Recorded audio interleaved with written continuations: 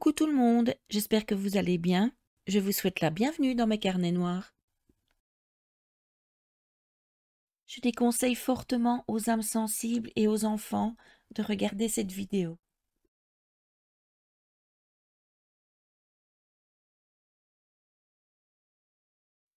Avant de commencer notre histoire aujourd'hui, je voudrais vous dire un immense merci pour vos messages vraiment adorables. Je vous emmène de nouveau en Australie et je pense que ce ne sera pas la dernière fois. Les 3 histoires d'aujourd'hui ont des choses en commun contrairement à la vidéo précédente sur l'Australie. C'est parti. Vanda Beach est une magnifique plage tranquille qui se trouve à Cronulla en Nouvelle-Galles du Sud.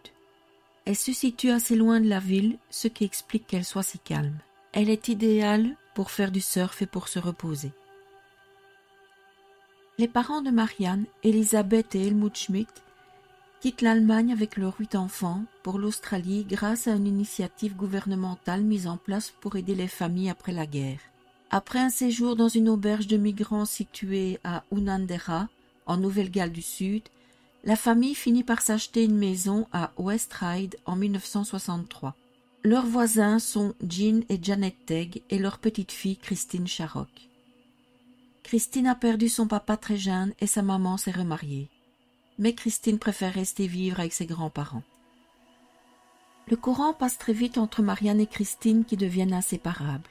Malheureusement, le papa de Marianne décède à peine un an après leur emménagement de la maladie d'Hodgkin. En janvier 1965, les 2 ados de 15 ans passent beaucoup de temps sur la plage de Vanda. Elles aiment la musique, le surf et les garçons. Dans leurs journaux intimes, il est écrit qu'elles en ont embrassé à la plage.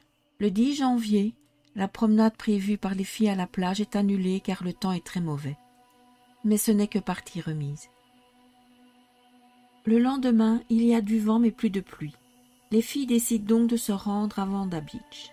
Cependant, la maman de Marianne est hospitalisée en prévision d'une intervention chirurgicale et Marianne doit donc s'occuper de ses frères et sœurs plus jeunes qu'elle, ses aînés vaquant à leurs propres occupations. Mais qu'à cela ne tienne, Marianne et Christine embarquent les cadets de Marianne, Norbert, Wolfgang, Peter et Trixie avec elle dans le train vers la plage. Ils y sont tous arrivés vers 11 heures. Mais voilà, les vents sont trop forts et une partie de la plage est fermée. Je me dis que décidément, cette sortie se présentait bien mal depuis le début. Finalement, ils ont trouvé une partie de plage rocheuse pas fermée et s'y sont installés. Les petits ont pataugé dans la partie de l'eau où il y a peu de profondeur et ils ont tous mangé leur sandwich. Christine est partie un petit moment seule, mais on ne sait pas pourquoi.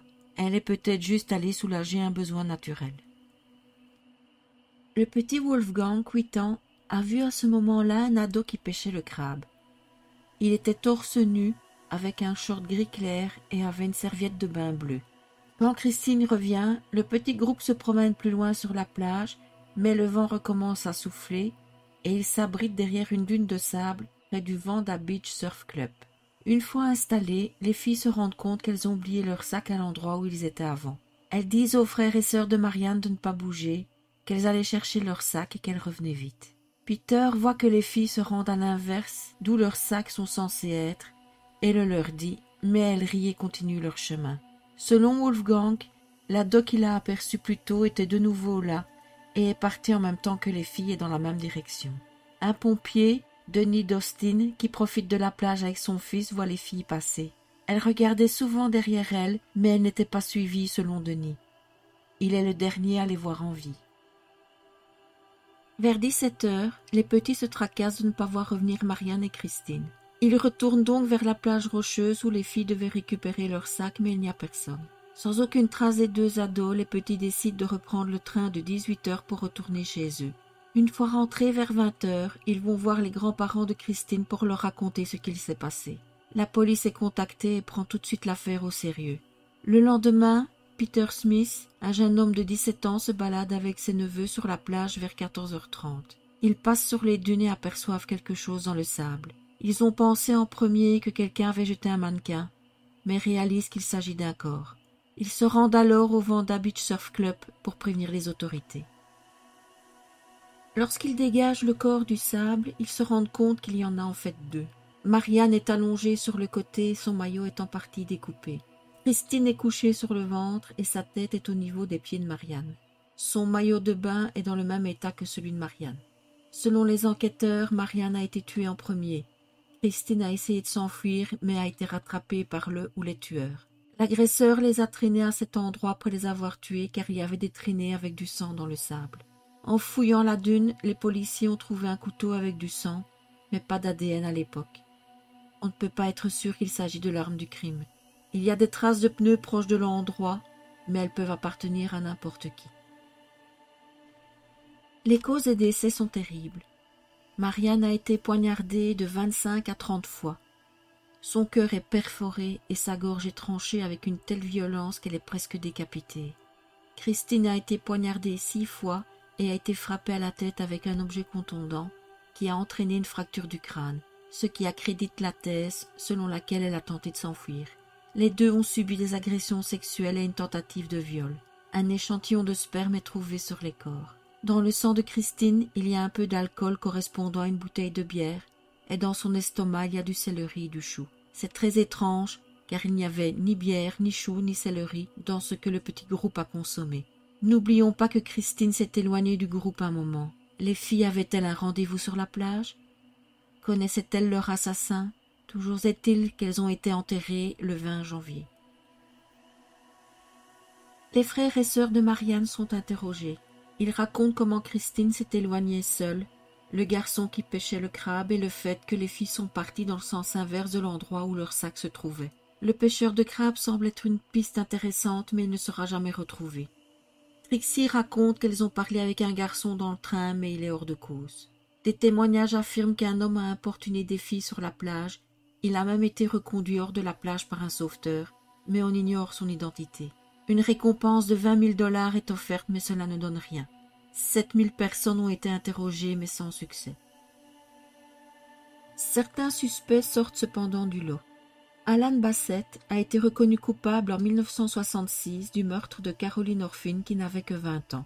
Il l'a rencontrée lors d'une soirée le 10 juin 1966, l'a emmenée en voiture avec lui, a abusé d'elle et l'a sortie du véhicule pour lui écraser la tête avec un rocher. Bassett s'est mis à la peinture et en 1975, il a donné une de ses toiles à un détective. D'après celui-ci, la toile représentait les meurtres de Vanda Beach. Alan Bassett est sorti de prison en 1995, mais il se sent toujours montré du doigt car on le croit coupable des meurtres de Marianne et Christine. Il clame son innocence et propose de faire un test ADN pour se disculper. Si la police a accepté sa proposition, cela n'a pas été ébruité. Christopher Wyder est condamné en 1963 pour un viol collectif sur une plage à Sydney. En 1968, l'épouse de Christopher contacte les autorités car elle le soupçonne des meurtres de Vanda Beach.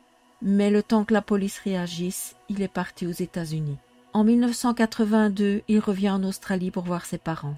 Et là, il est accusé d'avoir forcé 2 jeunes filles de 15 ans à poser nues pour lui. Il repart donc rapidement aux États-Unis avant d'avoir des ennuis. Le 13 avril 1984, Christopher se suicide dans sa voiture lors de son arrestation par la police. En réalité, Christopher était un tueur en série, le Beauty Queen Killer. Il a fait au moins 8 victimes. Au moment des meurtres de Vanda Beach, il avait 19 ans. Il aurait donc pu être le jeune homme vu par le petit frère de Marianne. Derek Percy est un véritable monstre. Né le 15 septembre 1948 à Stansfield, il montre rapidement des signes de troubles de l'identité sexuelle. Il vole et porte des sous-vêtements féminins et mutile des poupées avec des lames de rasoir. Il note ses fantasmes sexuels violents dans son journal. Il est mis en état d'arrestation en 1969 pour le meurtre d'Yvonne Tuohy, 12 ans, sur une plage à Sky Beach. Il a aussi essayé d'enlever l'ami de 11 ans avec qui elle était, Shane Speiler, mais il s'est défendu avec un tomahawk et a réussi à s'échapper. Il a décrit aux autorités leur agresseur ainsi que son véhicule. Les policiers sont arrivés l'arrêter alors qu'il lavait le sang d'Yvonne sur ses vêtements. Il a nié les faits au début, mais a fini par mener les policiers au corps de la malheureuse. Les enquêteurs trouvent son fameux journal où il écrit ses fantasmes, tels que l'urophilie, la coprophilie, le cannibalisme et la pédophilie. En 1970, il est déclaré non coupable pour aliénation mentale et est enfermé à perpétuité car jugé trop dangereux pour rester libre. Il passait souvent ses vacances au bord des plages et était dans la marine. Il était dans les parages de Vanda Beach lors des faits. Il est le principal suspect dans d'autres affaires concernant des enfants. Simon Brooks n'avait que 3 ans lorsque son corps a été retrouvé dans un cabanon près de son domicile le 18 mai 1968. Il avait été vu pour la dernière fois en train de s'éloigner avec un homme au visage mince. Ses blessures correspondraient à des sévices que Percy avait notés dans son horrible journal. Et bien sûr, Percy était dans la rue où l'enfant a été tué, mais il ne se souvient pas s'il l'a tué ou pas. Linda Stilwell avait 8 ans et jouait près de la plage avec ses frères lorsqu'elle a disparu le 10 août 1968. Un témoin l'a vue avec un homme portant un impair sombre. Percy était de nouveau dans les parages. La petite n'a jamais été retrouvée. Allen Redstone, 6 ans, a été retrouvé dans un ruisseau près de chez lui, dans la banlieue de Canberra à Curtin, le 28 septembre 1966. Ses mains et ses pieds étaient attachés et son corps enveloppé dans un tapis. Il a été étranglé. Percy était encore dans les environs et ressemble au portrait robot fait par des témoins. Il est également soupçonné dans la prochaine affaire dont je vais vous parler après. Lors de son arrestation, il est interrogé sur les meurtres de Vanda et sa réponse est, je cite, « J'aurais pu le faire, mais je ne m'en souviens pas. » En 2007, on a trouvé un box où Percy stockait des boîtes avec d'autres journaux intimes et des coupures de presse sur plusieurs meurtres non résolus. Derek Percy est décédé d'un cancer du poumon en prison à l'âge de 64 ans le 23 juillet 2013. Un livre a été écrit sur Percy par Debbie Marshall et il s'intitule « Lambs to the Slaughter ». En février 2012, les enquêteurs annoncent avoir trouvé un échantillon infime d'ADN masculin sur le maillot de Christine, mais il est en trop petite quantité pour être analysé actuellement. Espérons que l'avancée des techniques permettra un jour d'en tirer quelque chose. En 2015, dernier rebondissement, la police reconnaît la perte du sperme qui avait été retrouvé sur les filles. Un livre est sorti en janvier 2003. Vanda, The Untold Story of the Vanda Beach Murders par Alan J. Whitaker. On va revoir cet auteur dans les affaires suivantes. Et le 29 octobre 2021 sort The Vanda Beach Killer, écrit par Gillian Bavin Mizzi. Grant Beaumont, surnommé Jim, et son épouse Nancy vivent au 109 Harding Street à Somerton Park. C'est une banlieue aisée d'Adélaïde. Ils sont les heureux parents de 3 beaux enfants. Jane Nartar Beaumont, 9 ans, Arna Kathleen Beaumont, 7 ans, et Grant Ellis Beaumont, 4 ans. Les 3 enfants s'entendent très bien et adorent jouer ensemble. Le 26 janvier 1966, il fait une chaleur caniculaire. Les enfants demandent à leur mère pour se rendre à la plage de Gelnet Beach. Comme ce jour est férié en Australie car c'est la fête nationale, elle ne voit aucune raison de refuser ce petit plaisir à ses enfants. Il faut savoir qu'à cette époque, c'était très courant de laisser les enfants aller et venir sans trop se tracasser. Cette partie du pays est assez calme et la plage n'est qu'à 5 minutes en voiture du domicile des Beaumont. Les enfants prennent donc un bus et arrivent à la plage tôt le matin. Ils doivent rentrer à la maison vers midi pour le repas. Nancy s'inquiète de ne pas les voir arriver avec le bus de midi. Elle se dit qu'en s'amusant, ils l'ont raté. Mais ils ne sont pas non plus dans celui de 14 heures. Et là, elle se dit que quelque chose de grave est arrivé. Son mari part en voiture vers la plage pour voir ce qu'il se passe mais revient bredouille. Il rentre et récupère Nancy pour faire le tour des rues pour les trouver, mais rien. Ils se rendent au poste de police de Glenelg pour signaler la disparition des enfants à 17h30. Au début, les autorités pensent que les enfants se sont égarés et fouillent la plage et ses alentours. Mais ils sont introuvables, ainsi que les serviettes de bain, vêtements et sacs qu'ils avaient pris avec eux. Ils se sont littéralement évaporés. Les journaux sont rapidement mis au courant de l'affaire et une récompense de 250 $ est offerte pour tout indice pouvant aider à retrouver le trio. Une femme va dire aux autorités avoir vu les enfants et même leur avoir parlé dans la marina Patawalonga Boat Haven. Le 29 janvier, la marina est fouillée de fond en comble mais sans résultat. D'autres témoins affirment avoir vu les enfants avec un homme grand et mince avec des cheveux clairs d'une 30aine d'années, avec qui il semblait à l'aise, comme s'il le connaissait. Cet homme est décrit comme cuit au soleil par ses témoins. Un portrait robot est établi. Il est probable que cet homme a fait la connaissance des enfants sur la plage il y a un moment et s'est approché d'eux petit à petit à chaque fois qu'il les a vus là-bas afin d'obtenir leur confiance. D'ailleurs, Arnav va se moquer gentiment de sa sœur lors d'un retour d'une sortie précédente à la plage, en disant à sa maman qu'elle a un petit ami. Un boulanger va témoigner avoir vendu aux enfants des pâtisseries et une tourte à la viande pour $1. Mais les enfants n'avaient sur eux que l'argent nécessaire pour payer le bus. D'où vient le reste? Un facteur dit avoir vu les enfants vers 15 heures se dirigeant vers leur domicile à pied en riant. Mais les enfants étaient très en retard pour leur retour et n'auraient certainement pas été si joyeux. Il va revenir sur sa déclaration plus tard et dire que c'est plutôt vers le matin qu'il les a vus. Un autre témoin, Daphné Grigori, dit avoir vu les enfants vers 15 heures avec un homme. Pendant des mois, des témoignages des personnes ayant vu les enfants se succèdent mais ne donnent rien. Un médium, Gérard Croiset, va identifier un bâtiment où les corps se trouvent en novembre 1966. Des fouilles sont faites grâce à la population qui a réuni $40 000 et ces $40 000 ont permis la démolition du bâtiment, mais ça n'a rien donné. Une femme va témoigner avoir vu les enfants avec un homme dans une maison abandonnée, mais rien non plus. En 1968, 2 lettres parviennent aux époux Beaumont, une soi-disant de Jane et une autre d'un homme qui disait s'occuper des enfants. Selon ces courriers, tout allait pour le mieux dans le meilleur des mondes. La lettre attribuée à Jane est comparée à l'écriture de la jeune fille et ça pourrait correspondre. Dans la lettre de l'homme, il dit être prêt à rendre les enfants et donne un rendez-vous aux parents. Ceux-ci s'y rendent pleins d'espoir. Ils sont suivis par un policier en civil, mais personne n'est venu. Une dernière lettre est arrivée en disant que l'homme se sentait trahi car il avait vu un policier et qu'il allait donc garder les enfants. Il a fallu attendre 1992 pour que les techniques soient assez avancées pour prendre les empreintes sur les lettres et découvrir qu'elles appartenaient à un homme qui était adolescent en 1968. Il s'agissait d'une mauvaise blague. Bevan Spencer von Hennem, né en 1946, est condamné à la prison à perpétuité en 1984 pour le meurtre d'un ado de 15 ans, Richard Kelvin. Les policiers sont convaincus qu'il n'agit pas seul et qu'il a d'autres crimes à son actif, et ils le suspectent dans l'affaire des enfants Beaumont. Il est connu pour fréquenter la fameuse plage et être un voyeur, et il est surtout connu pour être attiré par les enfants. Un informateur surnommé MB dit que Bevan lui a avoué avoir enlevé 3 enfants sur la plage et avoir pratiqué sur eux une intervention chirurgicale pour les relier. Un grand malade, ce type. Un des enfants serait décédé pendant cette opération et il aurait donc tué les 2 autres. Il se serait débarrassé des corps au sud d'Adélaïde. Il y a des choses qui appuient cette histoire et d'autres qui la réfutent. Ce qui l'appuie, c'est que d'autres corps de jeunes ont été découverts sur lesquels des opérations étranges ont été pratiquées et le suspect a un air de ressemblance avec le portrait robot.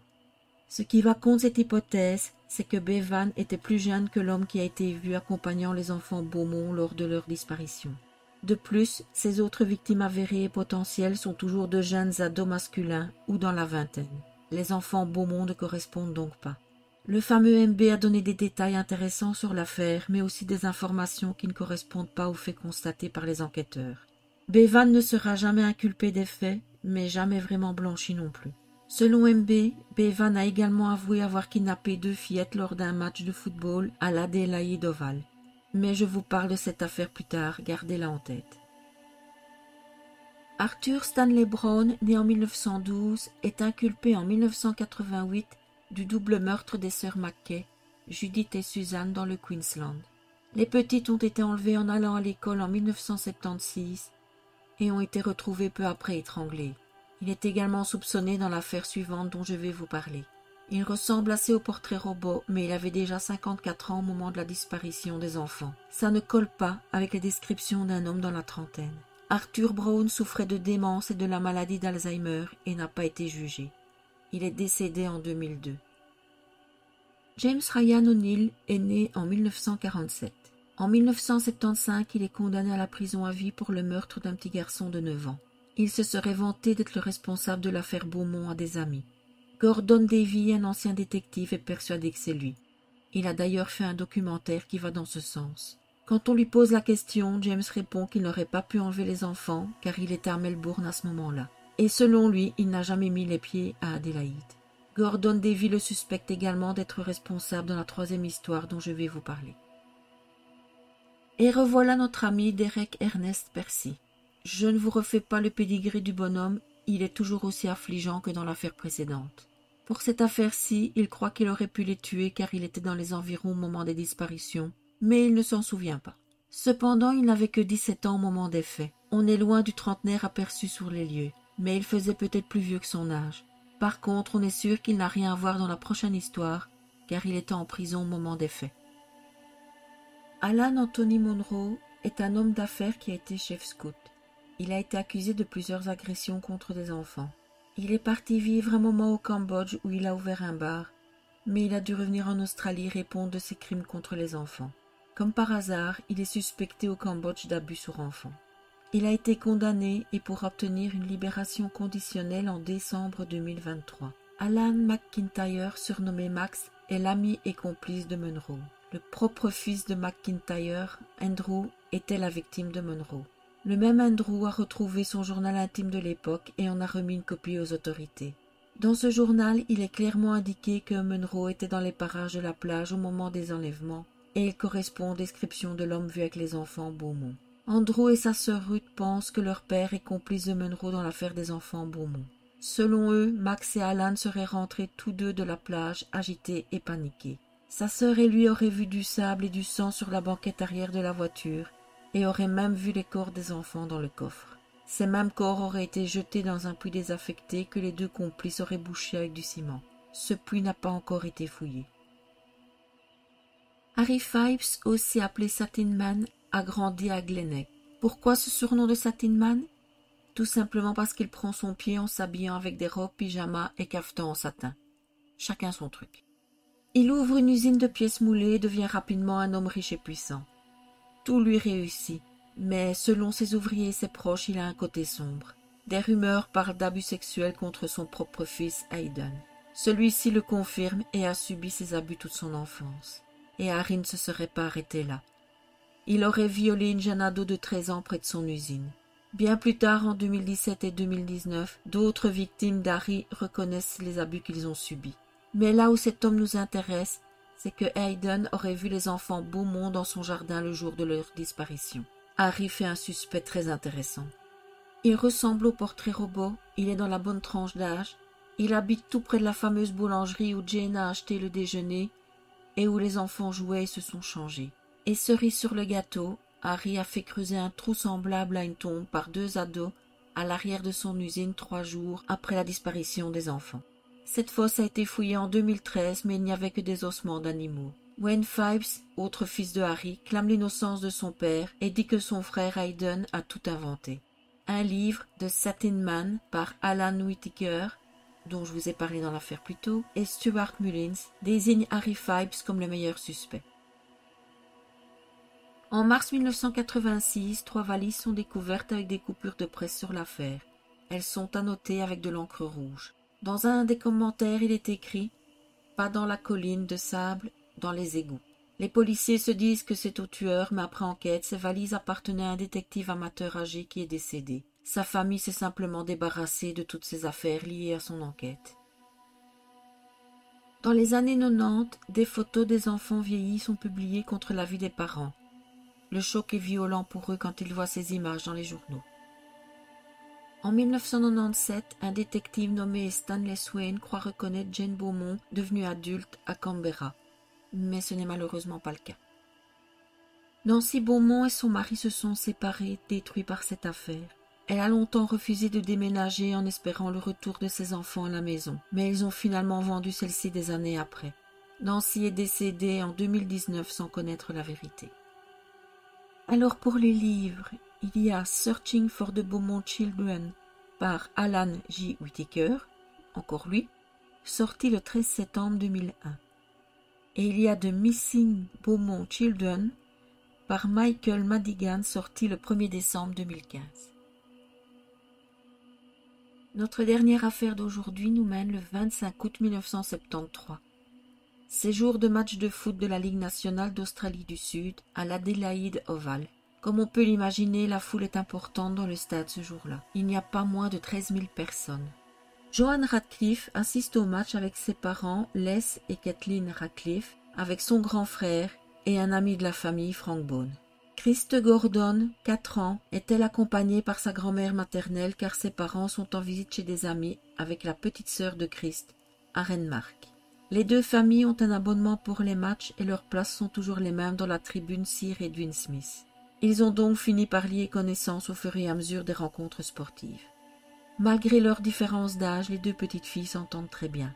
Vers 15h15, les deux fillettes doivent aller soulager un besoin naturel.